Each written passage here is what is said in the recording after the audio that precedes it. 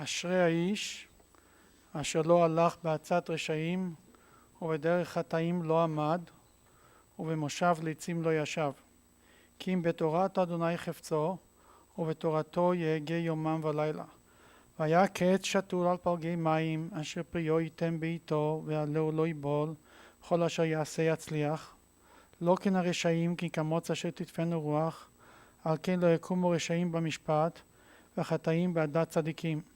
כי יודע אדוני דרך צדיקים ודרך רשעים תאבד. מזמור לדוד. אדוני מיגור באוהליך מישכום בהר קודשך. הולך תמים ופועל צדק ודובר אמת בלבבו. לא רגל על לשונו, לא עשה לרעהו רעה וכפר לא נשא על קרובו. נבזה בעיניו נמאס ותראה אדוני יכבד. נשבע להרע ולא ימיר, כספו לא נתן בנשך ושוחד על נקי לא לקח. עושה אלה לא ימות לעולם. מזמור לדוד. אדוני רואי לא יחסר, בנו דשא ירביצני, על מי מנוחות ינעלני. נפשי שובב ינחני במעגלי צדק למען שמו. גם כי אלך בגיא צל מוות, לא ירא רע כי אתה עמדי. שבטך ומשענתך המה ינחמוני. תערוך לפני שולחן נגד צורריי, נשענת בשמן ראשי כוסי רוויה. אך טוב החסד ירדפוני כל ימי חיי, ושבתי בבית אדוני לאורך ימים. Now we'll call up Cain Volsky, a grandson, to lead us with the English reading of chapter 22 in the book of Psalms.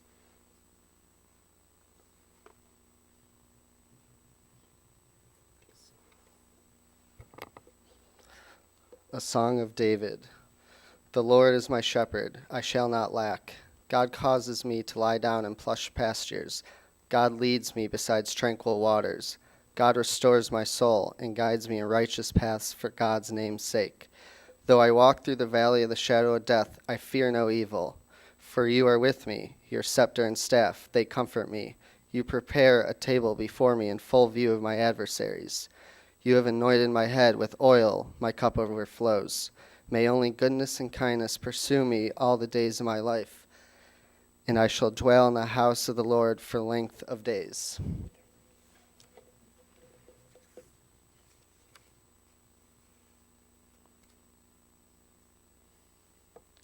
I was saying goodbye to Norman, to Sanford Volsky, who had such a beautiful family.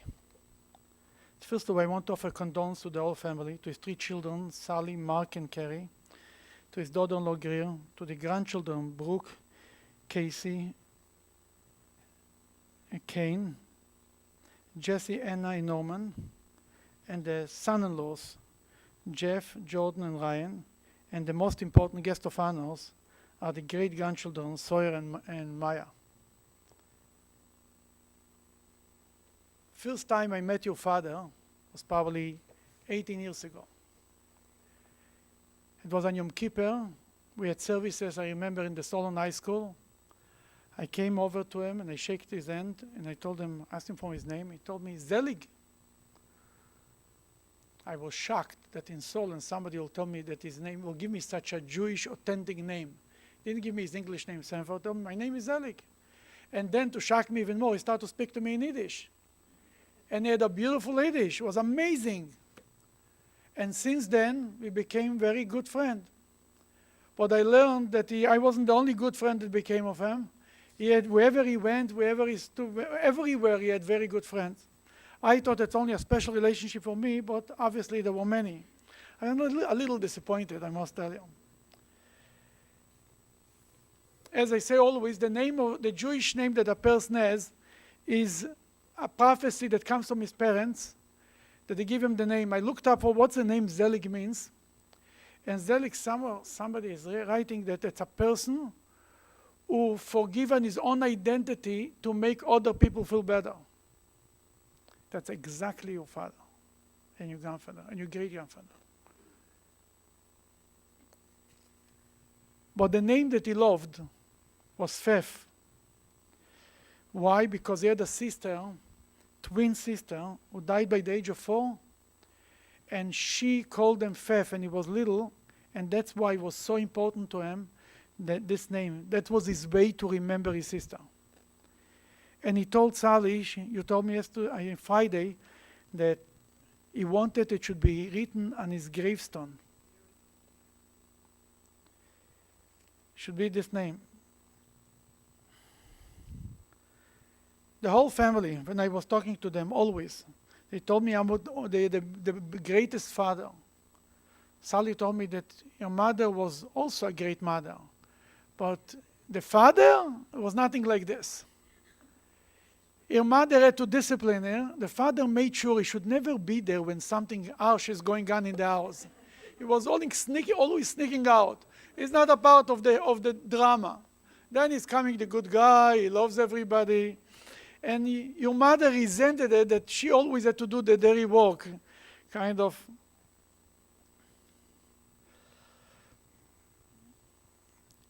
And over the so many years that I know the Kerry and Greer and the whole family, I heard from Kerry so many stories about his father, so many nice stories. Such a love affair between him and his father, and I'm sure the rest of the family is the same, and Mark and Sally is the same. Are the same. There is such a connection that you rarely see in other families. The way he cared for his father was usually you have to remind many sons, oh, don't forget to call your father, don't forget to call your mother. He was there constantly. Constantly, I mean literally constantly, having a camera to check how he's doing, especially when in the last few years, he was constantly taking care of him. But the truth is, this is a reflection of the love that your father and grandfather gave to all of you. He was a man of love, true love. He loved his parents. He took care of them. He was a very good son. That's what I heard from the family, and I'm not surprised. His mother used to call him Zeligel. And he loved his wife. And as I heard from the family many times, it was a marriage you can only envy it. He and his wife traveled a lot together, went all over the world, many places, met people. Wherever they met people, they made friends. Wherever they went, they made new friends, and always came back home and said, oh, we have such good friends we made in this and this trip. We're going to keep up with them. Then, a short time later, they forgot about it. And they had new friends wherever they came. But especially, when I saw it, is when your mother was sick. And how your father took care of your mother is unheard of. For years, she was paralyzed, and he took care of her, and he fed her, and he took everything what needed. And when anybody ever came up with an idea, maybe we'll put her in a home because it was very hard, he said, absolutely not. She's going to be here, and we will all take care of her, and the kids helped to take care of her. But he was the leading drive, he was the example. He was the one who was all the way there. And then for his children, he gave everything to his children, and most important than everything, he gave them love. That's not gifts, not money. It's your attention, your heart, your time, your love. That's the most important thing. He worked 3 jobs when he was young just to provide for his family. One of his jobs was public speaking, teaching public speaking. He was a great public speaker. I heard him only once at your mother's funeral. I wish I would hear him more times. Maybe we could learn something. And I remember he wrote a love letter, I think it was, at the funeral. And Sally told me that he told her much before this, he prepared this letter just in case if he goes first, it should be read, and people should know what he was thinking about her, how much he loved her.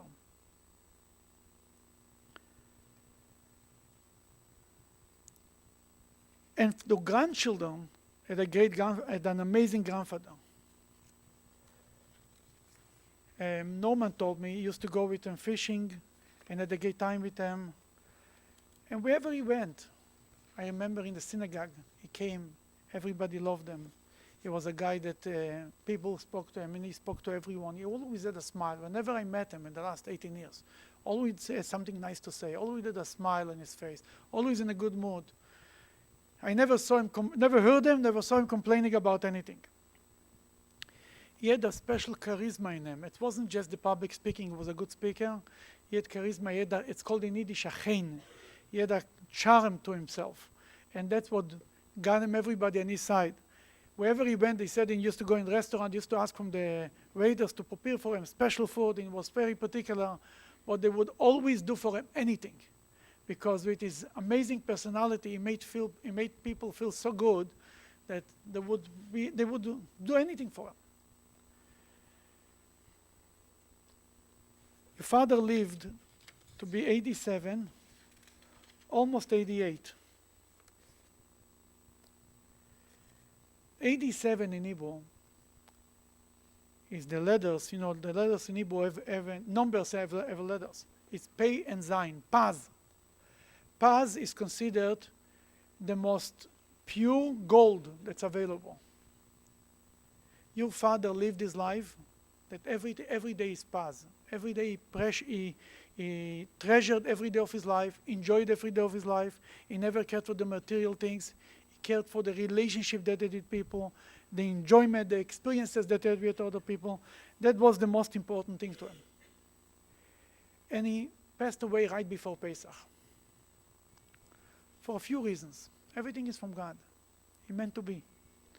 Number one, as Gil told me, Jewish holidays were very important to him.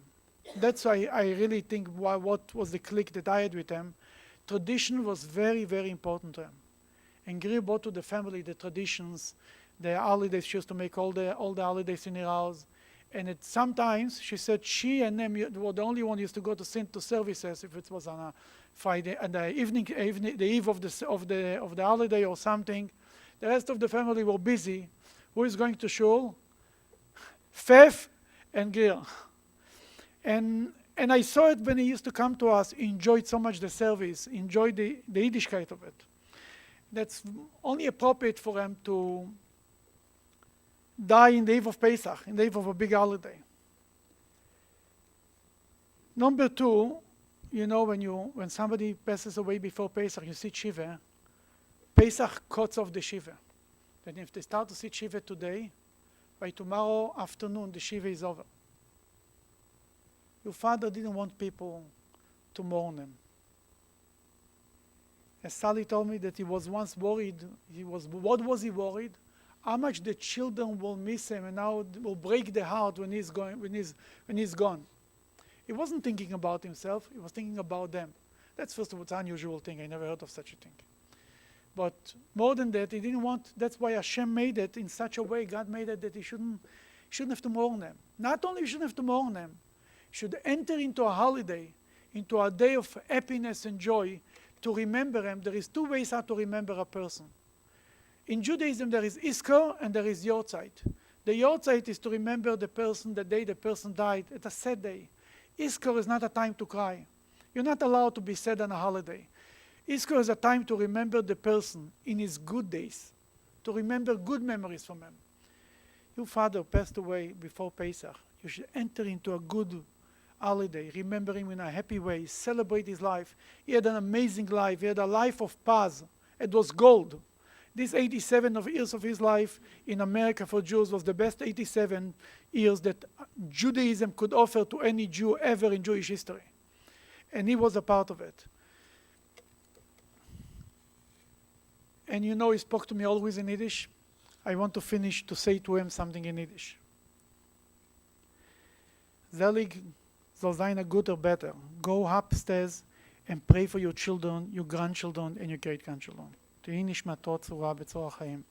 Now we'll have the children speaking. It will be Kerry, then Mark, then will be Brooke, the grandchildren, and Norman.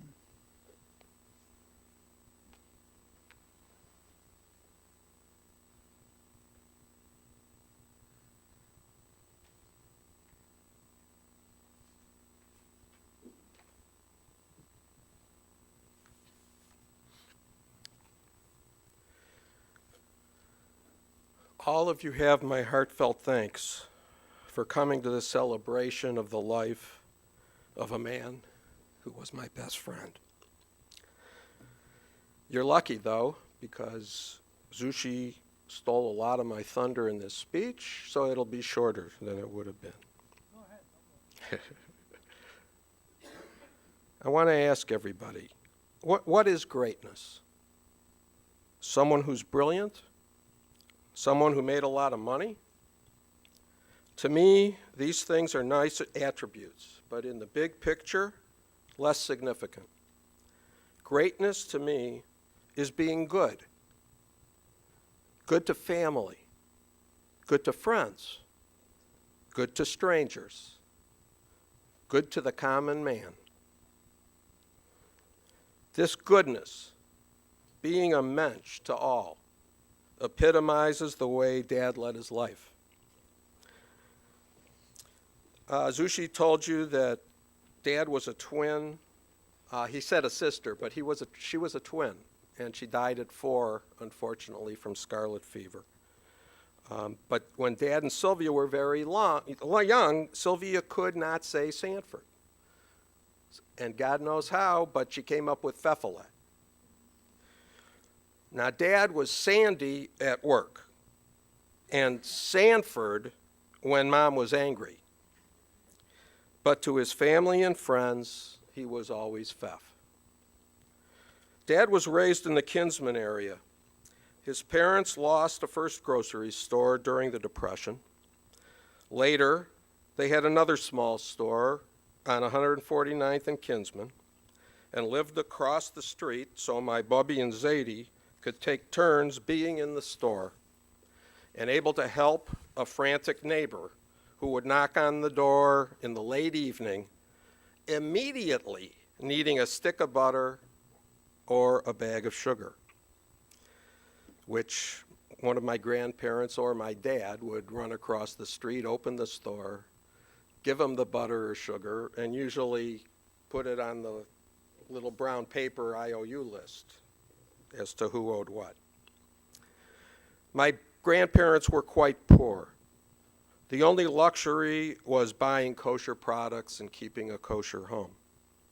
Dad, for many years, had 1 pair of pants and 2 shirts to wear to school, which Bubby washed and pressed every day so that her zelik would look nice.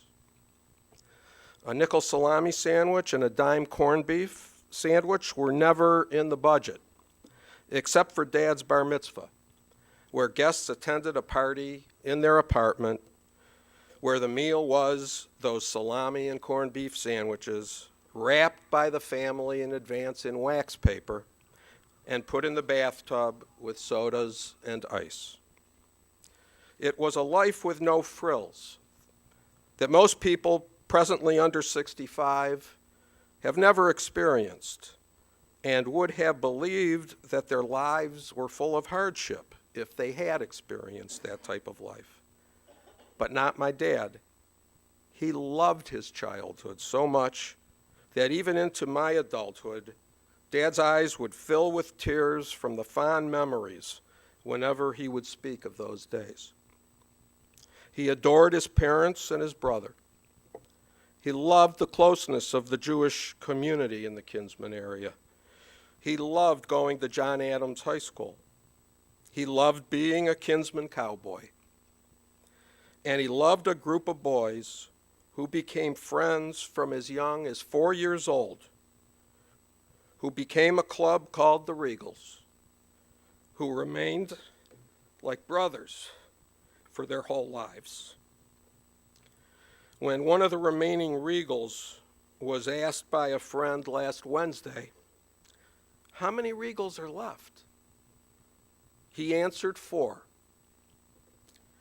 On Thursday, there were only 3. Dad remained a modest man throughout his life, proud of his poor roots. He always called himself a poor kid from Kinsman, with a tremendous sense of pride from whence he came. In addition to his modest nature, Dad loved people. He made friends wherever he went. He treated the homeless man on the street with the same kindness as the wealthy community leader who he was just as comfortable kibitzing with. When Mark and I were kids, Dad got us season tickets for the Browns. We went to all the games together for years and years, but we didn't sit on the 50-yard line. We sat in the bleachers, the dog pound, long before the dog pound was coined by the players Frank Minifield and Hanford Dixon many years later. I think we were the only white people in the stands, besides our Italian friend Santos, who sat right next to us. And I never really thought about it then, but he came to these games by himself. I don't know. Maybe he considered us to be part of his family, at least for the games. And we were certainly the only Jews. But we loved the season ticket holders who sat around us for years as we shared the joys and anguishes of being diehard Browns fans. This was in addition to our annual fishing trips to Canada, which started when I was 15 years old and continued until Mom got sick and Dad refused to leave her, even for a few days. I cherished those few days each year that we got to spend together in the wilderness. No wives, no kids, no phone, no TV, just us. Just Dad and me and Mark on occasion. Dad went to Ohio University, where he met the love of his life, Myrna. I can honestly tell you that my parents adored each other their whole lives. Dad was so devoted to his wife, Myrna, that when she became catastrophically stroked and could not walk or talk and was incontinent, Dad wanted to be with her, wanted her to live, and refused to put her in a nursing home and took care of her at home for 5 years. 5 years. He was isolated from people and eventually became depressed from the isolation, but that was the kind of loyal and dedicated man that Dad was. Dad did everything for his family. When we were kids, as you heard, Dad had a day job in manufacturing, but taught public speaking in the evenings twice a week at Cleveland State and had a private public speaking course on his other off nights for the Masonic Temple and its members. He worked 3 jobs so that his kids could live a life that he never dreamed of as a kid. Dad was the best public speaker I ever heard. Friends and family always asked him to speak at their simchas and celebrations, and he never refused them. My worst nightmare was having to give a speech in his presence. I know he was silently critiquing me. Although I have tried lawsuits for over 30 years, I refused to let Dad come watch me in action until about 3 years ago, when I finally got up the courage and let Dad come for my closing argument in the trial. I will never forget that after closing arguments were finished, I went up to him, sitting in the back of the courtroom, with tears of pride in his eyes. At least I hope it was pride. I couldn't have been that good because I ended up losing the case, but that didn't matter to Dad. Dad loved all phases of his life. He loved his kids. He loved my beautiful wife, Greer. He loved his grandchildren and recently his great-grandchildren. I think he knew that he had lived a blessed life. Dad had a rough go of it in the last few years as he slipped mentally and physically. At times he seemed scared and confused as to what was happening to him. It broke my heart watching him take that slow and steady path of fading away. On a regular basis, I took his face into my hands and I made sure that he was concentrating on what I was saying to him. And I told him not to worry, that I had his back, and that his kids would always take care of him, and how much we adored him. When I did, I saw that worried face fade away, at least for as long as he could remember what I had assured him of. I choose to remember the man he was, a humble, happy, loving guy who everybody could not help but like. I have always been proud to say that Pfeff was my dad. He was the definition of good. Rest in peace, Dad. Give my love to Mom.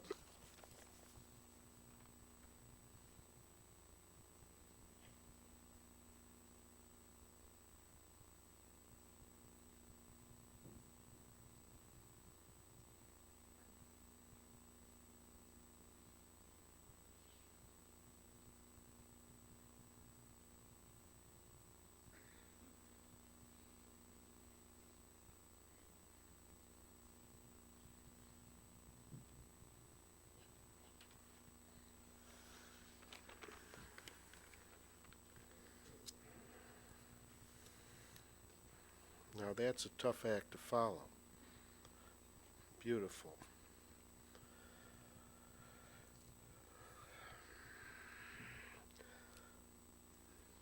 This is a day I have thought about and dreaded for a very long time. Virtually my whole life. The father I always went to in both times of joy and distress is no longer here. For my entire life, my father was my rock, my most trusted advisor, and my most staunch supporter.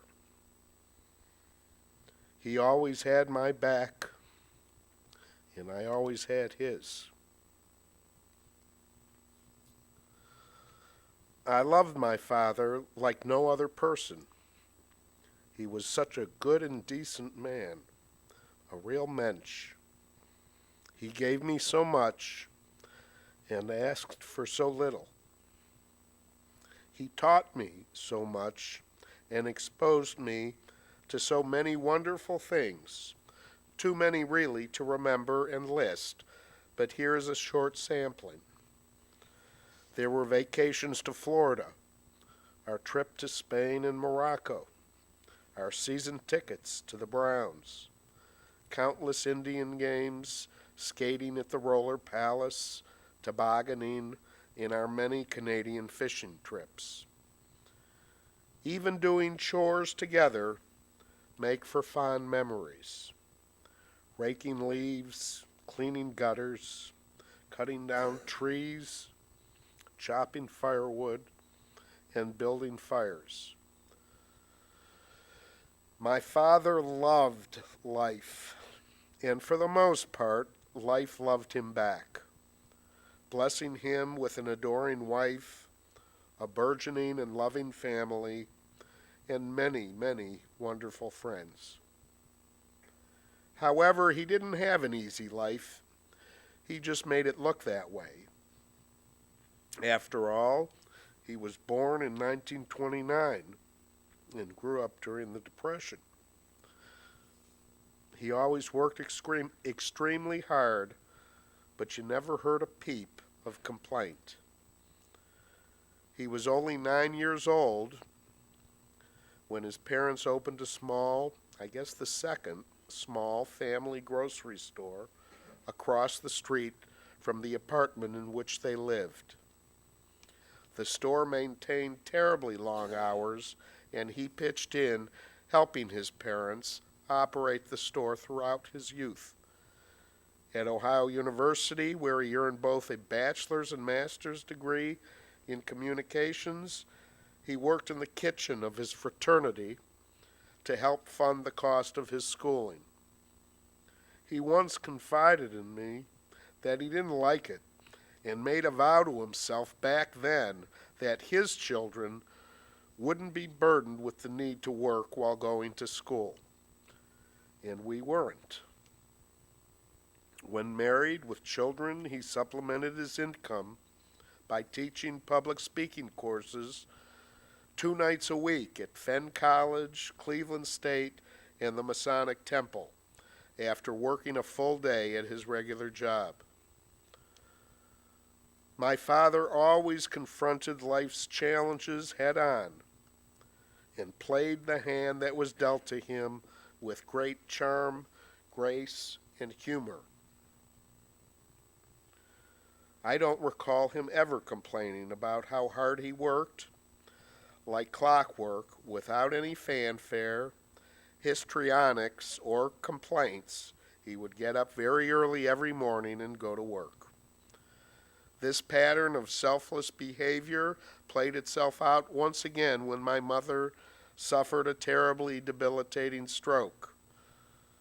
My father declared that she would be cared for at home. The family circled the wagons, and we got it done. It wasn't easy, but my father bore the biggest brunt of the burden, and as expected, no complaints were ever heard.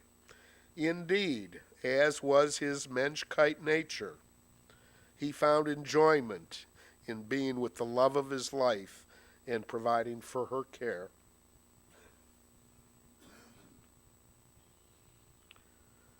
My father served as the best man at my wedding in 1981. Now here we are, 36 years later, and he's still the best man I have come to know. Rest in peace, my sweet father. You have lived a very good life, and you will be greatly missed.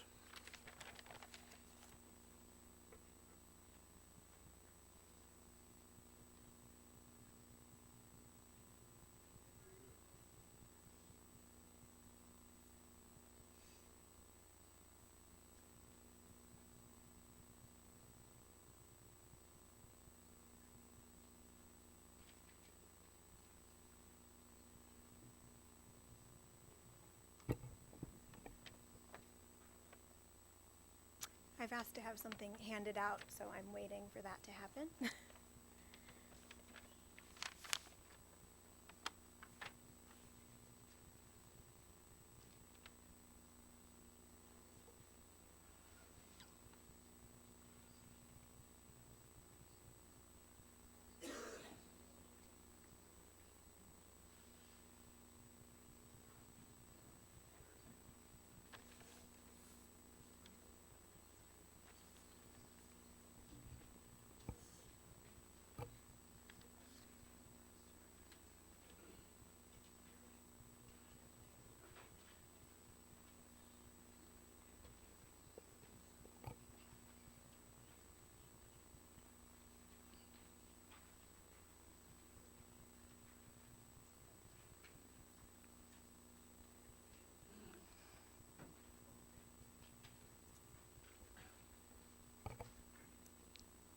Start? Okay.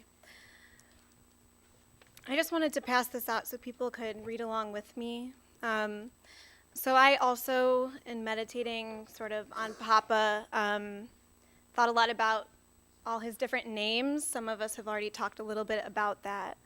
So I thought I'd kind of take a stab at trying to define all his different names that he had. So I'm just going to read from this. So we'll begin with Fef. Your twin given name. Sylvia couldn't pronounce Sanford, so she called you something simple and sweet. Fef. It stuck. Lenny. Some of us might not get this reference, but that's okay. This was his take charge alter ego. When you were feeling mischievous, confident, like you could conquer the world, you could. Let Lenny do it. Just call me Lenny. Sanford. Birth name.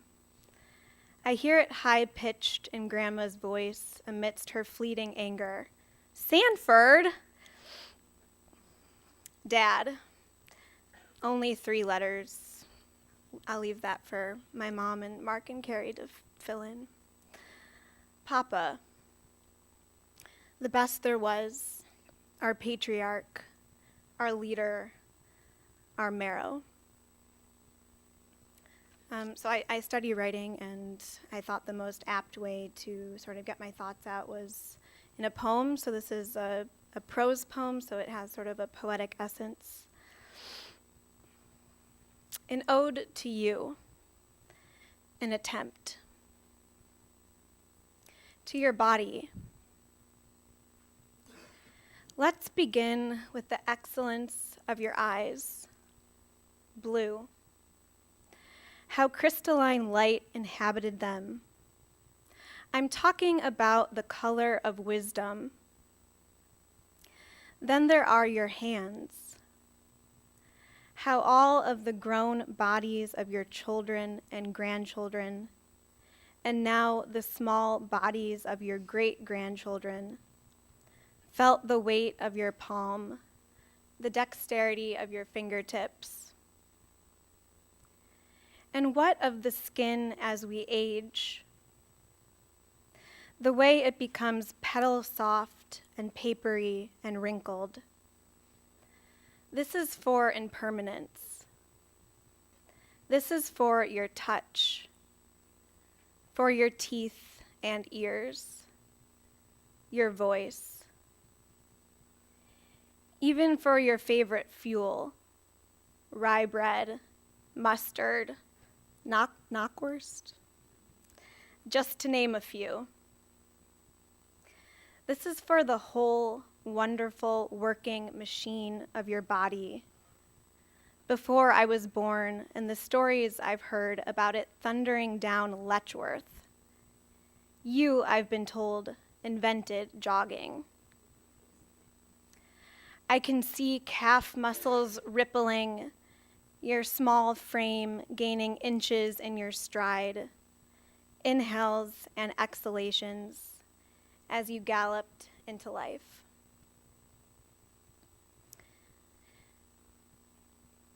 To you,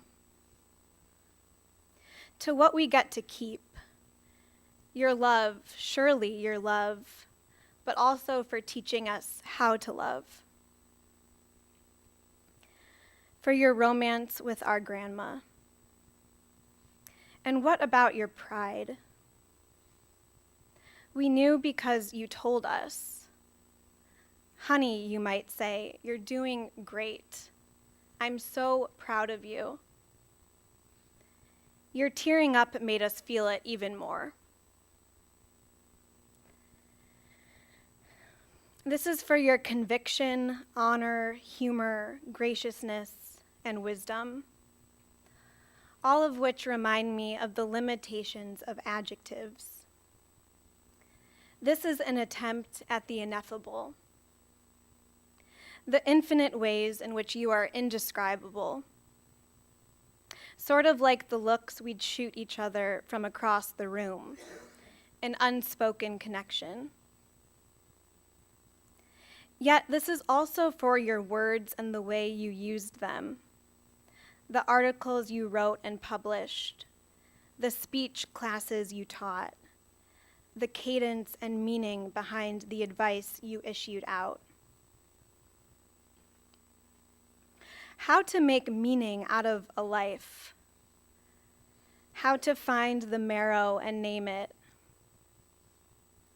This is for the space outside this page, the ways in which you made us and are a part of us.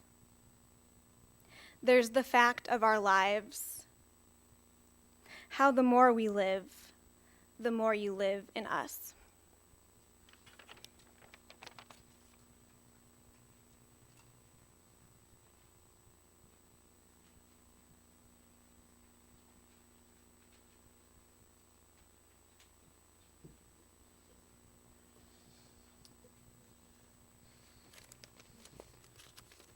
Thank you all for coming. And thank you, Brooke, for explaining all of the names of Papa that I'm going to tell you a little bit about. My grandfather had many names: Sanford, Pfaff, Dad, Papa, Lenny, and Zelig. To his grandchildren, he was Papa Pfaff. If I could think of one word that describes him best, it would be a mensch, which is one of the many Yiddish words he spoke to me growing up. Pfaff grew up on Kinsman, very poor, but was always happy and appreciative of everything he had. What mattered most to Pfaff was his family, friends, and Jewish roots. He worked 3 jobs at times to ensure his family grew up with more than he did. That was the kind of selfless guy Pfaff was. For myself and the rest of his grandkids, he was Mr. Dependable. If one of us had a predicament, it would always be Papa Pfaff who would say, "Let me take care of it." If you needed a ride to the airport, Pfaff took care of it. If you ran into a customer service issue and were not getting the desired result, Pfaff would work his magic and charm his way into getting the job done. People could not say no to him. During my childhood, Papa Pfaff was very involved in my life. Whether it was taking me to baseball games, going to temple with my family, spending Jewish holidays together, or Sunday brunches at Jack's. Our fishing trips in Canada, summertime barbecues at his house in Beechwood, and visits to the Schwitz, which he would always remind me is in the neighborhood he grew up in, remain my fondest memories. He was equally involved in my sisters' and cousins' lives. You could always see Papa Pfaff's sky blue eyes and an infectious smile beaming with pride at Kane's golf tournaments, Jesse's soccer games, Hannah's or Casey's plays, and Brooke's Agnon school events. Whether he was building his typical fire in the living room or making potato latkes for Hanukkah, he created the warmest home filled with love and laughter for his family. He made it a fun place for us that we looked forward to visiting. He took care of us. He was also there for my grandmother Myrna, who he loved unconditionally. The love and devotion he showed to her, in her final years were unlike anything I've ever seen. His grandchildren are so lucky to have Pfaff as an example of how to love and take care of a spouse. He took care of her. Many say that a man's life is measured by how many people he positively affected. This line of thinking has given me immense comfort over the past several difficult days because I know the type of effect Pfaff had on people. Friends, family, and complete strangers gravitate towards Pfaff because of his charming smile, caring personality, and calm demeanor. He was the calming influence in our family through stressful times. I guess that skipped a generation. I can't be more appreciative that I had a role model like Papa Pfaff to show me the importance of family, how to be selfless, and how to treat people the right way. He taught me how to be a mensch. Although Papa Pfaff will be no longer with us anymore physically, his spirit and ideals will live on within myself and the rest of the Volsky family. Papa, now we will take care of it. Thank you.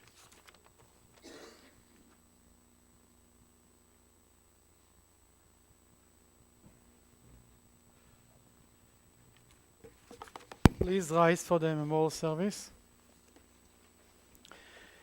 אל מלא רחמים, שוכן במרומים, אמצי מנוחה נכונה על כנפי השכינה, במעלות קדושים וטהורים כזוהר הרקיע מזהירים, את נשמת זליג בן חיים שהלך לעולמו, בעבור שאנחנו מתפללים בעד הזכרת נשמתו בגן עדן תהי מנוחתו. לכן בעל הרחמים יסתירהו בסתר כנפיו לעולמים.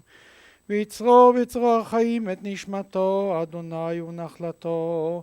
וינוח בשלום על משכבו, ונאמר אמן. God, full of compassion, who dwells on high, grant proper repose at the sheltering wings of your presence, in the lofty levels of the holy, pure, who shine as the brightness of the firmament, into the soul of Chaim, of Zelig ben Chaim, who was gone to his world, and for whose memory we pray. May his repose be in paradise.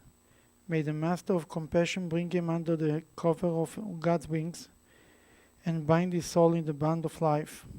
May the Lord be his heritage, and may he repose on his resting place in peace. And let us say Amen.